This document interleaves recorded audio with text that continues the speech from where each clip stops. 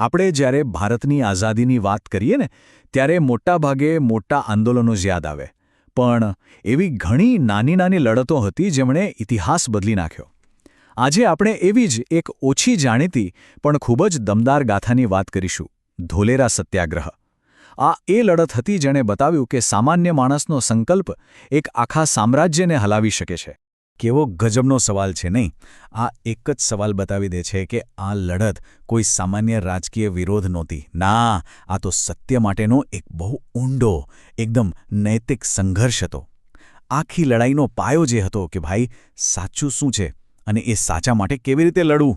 તો હવે વાત કરીએ કે આ આંદોલનને શક્તિ ક્યાંથી મળી, કારણ કે કોઈ પણ લડતની ખરી તાકાત તો એના લોકો જ હોય છે. તો પછી આ ધોલેરા સત્યાગ્રહમાં કોણ કોણ હતું? ચાલો એ જોઈએ. કોઈ પણ લડતને દિશા આપવા માટે નેતાઓની જરૂર પડે, ખરું ને? અહીંયા એ દિશા મળી ધોલેરા અને અમદાવાદના કેટલાક દિગ્ગજ નેતાઓ પાસેથી. આ જેઠાલાલ, અંબાલાલ, બળવંતરાય મહેતા જેવા લોકો હતા જેમણે આખી લડતને સંભાળી. એમણે લોકોનો જુસ્સો ટકાવી રાખ્યો અને આંદોલનને સાચી દિશામાં આગળ ધપાવ્યું. પણ એક મિનિટ, નેતાઓ તો હતા, પણ આ આંદોલનનું સાચું દિલ કોણ હતું? એ હતા ત્યાંના સ્થાનિક ખેડૂતો. સમજો કે આ કોઈ બહારથી લાદેલી લડાઈ નહોતી. ના, આ તો એમની પોતાની લડત હતી, પોતાની જમીન માટે, પોતાના હક માટે.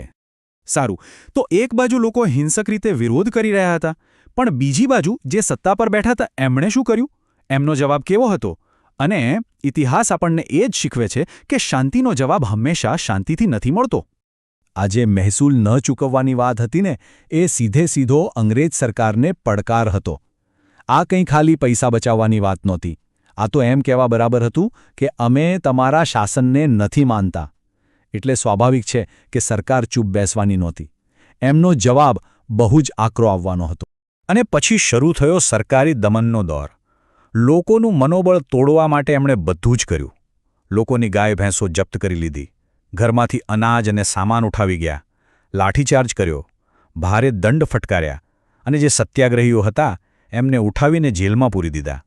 એટલે કે આ માત્ર આર્થિક માર નહોતો, આ તો સીધો શારીરિક અને માનસિક હુમલો હતો. તો હવે મામલો એકદમ ગંભીર બની ગયો હતો. તણાવ ચરમસીમાએ હતો. ખેડૂતો પાછા હટવા તૈયાર નહોતા અને સરકાર ઝૂકવા તૈયાર નહોતી. બરાબર એ જ સમયે આખી બાજી પલટી નાખે એવા એક મોટા રાષ્ટ્રીય નેતાની એન્ટ્રી થઈ અને એમણે આખા સંઘર્ષને એક નવો જ મોડ આપ્યો. અને એ નેતા હતા સરદાર વલ્લભભાઈ પટેલ. એમણે આ ગૂંચવાયેલા મામલામાં મધ્યસ્થી કરી અને એક ઉકેલ શોધ્યો. એમની રાજકીય સૂઝબૂઝ અને પ્રભાવને કારણે જ આ સંઘર્ષનો અંત આવ્યો. આ ઘટનામાં એમની ભૂમિકા ખરેખર નિર્ણાયક હતી. તો સરદાર પટેલના આવવાથી શું થયું? એમની મધ્યસ્થીએ પરિસ્થિતિને થાળે પાડી અને બંને પક્ષો વચ્ચે એક સમાધાન થયું. જે લડત કદાચ હિંસક બની શકત એ વાતચીતથી ઉકેલાઈ ગઈ અને આ જ તો સત્યાગ્રહની ભાવનાનો સાચો વિજય હતો. તો આ ઘટના તો અહીં પૂરી થઈ, પણ સવાલ એ છે કે આઝાદીની આટલી મોટી લડાઈમાં આ એક નાનકડા સત્યાગ્રહનું શું મહત્વ હતું? એમાંથી આપણે શું શીખી શકીએ? અને આનો જવાબ એ છે કે ધોલેરા સત્યાગ્રહ એ વાતનો પાક્કો પુરાવો છે કે કેવી રીતે નાની નાની સ્થાનિક લડતો એક મોટા રાષ્ટ્રીય આંદોલનને તાકાત આપે છે.